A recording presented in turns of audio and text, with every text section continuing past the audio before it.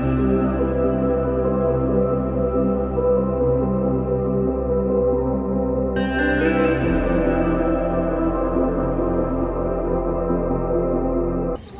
to come on here and go over some tips that I noticed that I had left out of my last video.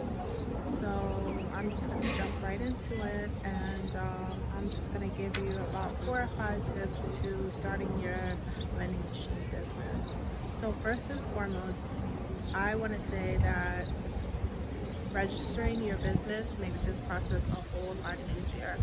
I had a LLC that was mainly for business consulting services, and I thought, why not just claim my vending machine as a business or just a personal asset or a piece of equipment for that business. But after talking to a CPA, that wasn't the best thing to do, because it's different classes of business, and they both have different tax benefits.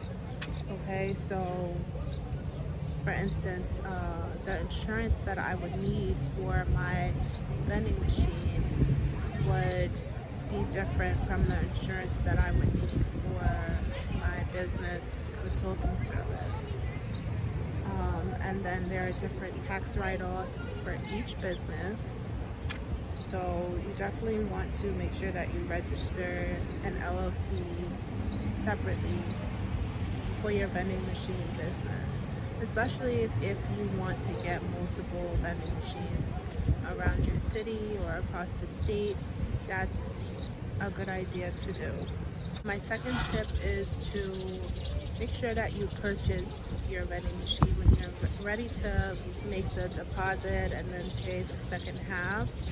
Make sure that this money is coming out of your business bank account, because it just would make it easier for your bank to see that this was or your CPA to see that this was a business expense, and it'll make it easier for certain write-offs again. So make sure that this is coming out of a business bank account.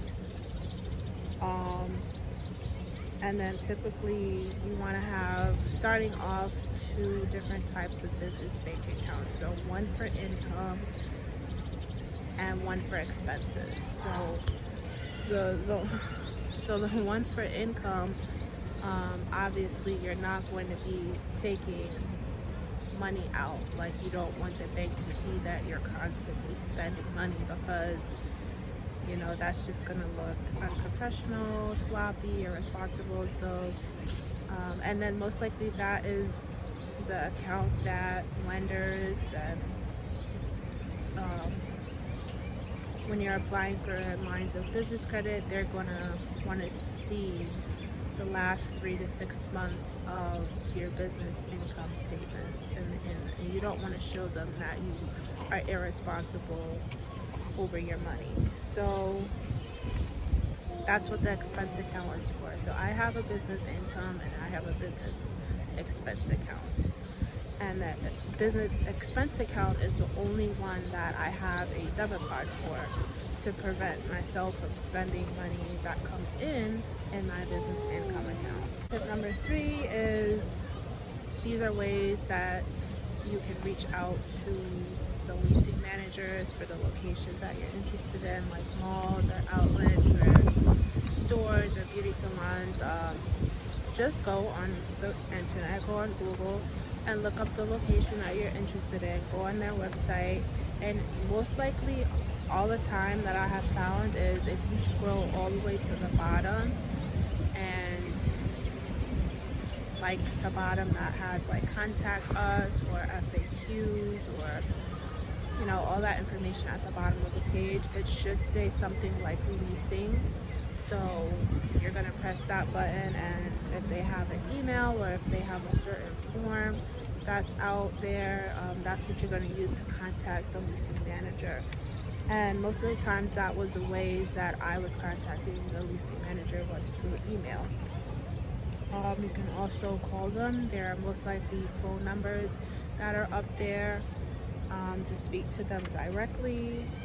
And then I just personally think going to the malls or the outlets and shaking the leasing manager's hand yourself in person, you know, gives off a very professional and that you're serious, go-getter,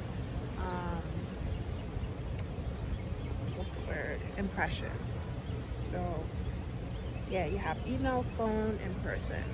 And then finding your locations, you know, look for pop-up shops that's also in your area. So you have malls, outlets, maybe if you have your own business or you know a friend that has a business, you may want to put it in there. Also search on like Facebook groups or just Google, you know, pop-up shops, pop up and grow in your area, and contact those leasing managers as well. All right, so those are my 4 tips that I had noticed that I left out of my first video. I still wanted to do a part 2 on basically just my whole process of getting my vending machine secured out of location. So I'm looking forward to doing that, and comment down below any other questions that you may have, or yeah, anything. Also, I do have a vending machine business guide up for sale, so check that out on my Linktree. The link for my Linktree is in either the description or in my YouTube bio. Yeah, so my Linktree has basically all the things that I offer, all my services, all my products. And my vending machine business guide is the first button that you will see pop up on the Linktree. Included in the vending machine business guide, all the steps in detail that is going to help you successfully find a vendor, start your business, point you in the right direction to registering your business. It just gives you a very in-depth, step-by-step practical guide to starting your vending machine business. Okay, and also included in the guide is the verified vendor's contact. So the manufacturer that I used for my vending machine, yes, her contact information is in that guide. Okay, so that is all, and I will catch you guys on the next one.